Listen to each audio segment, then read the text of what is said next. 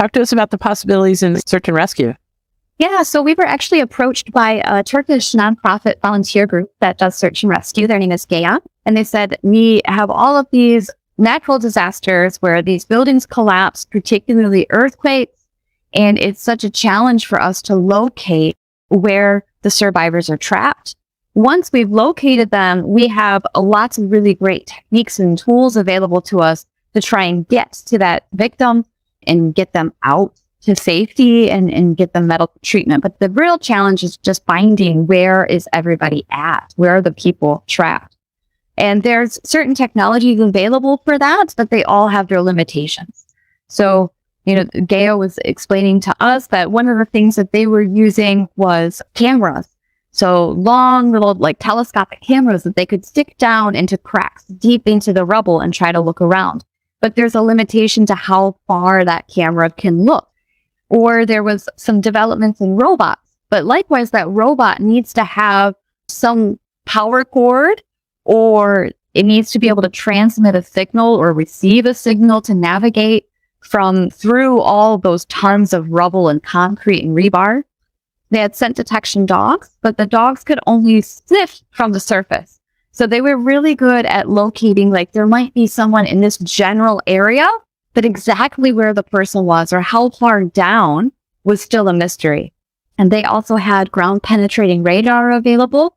But in order for that to be effective and really reliable, the area has to be completely silent and still. And that's never really happening following a natural disaster when we have all this emergency crews coming through.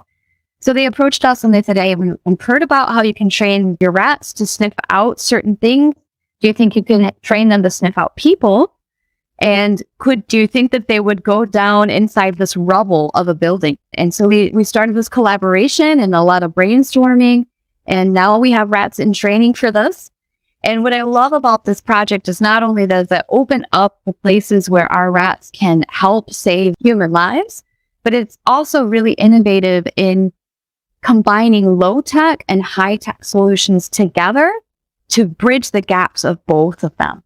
So our rats can go down where a dog can't reach, but he has the scent power, the nose of a dog.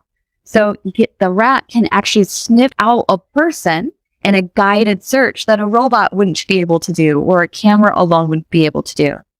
But once the rat has found someone, they can't tell us that they've done that, right? We can't see them. They're way down into this rubble. So what we're doing is we're outfitting the rats with this little technology-enabled backpack. And this is in collaboration with some engineering students in a Dutch university. And what the rat has been trained to do is pull a little ball on his back. And when the rat pulls that ball, it triggers a micro switch. It turns on a camera so we can see the victim. We have a microphone and a speaker so we can talk to the victim. They can talk to us.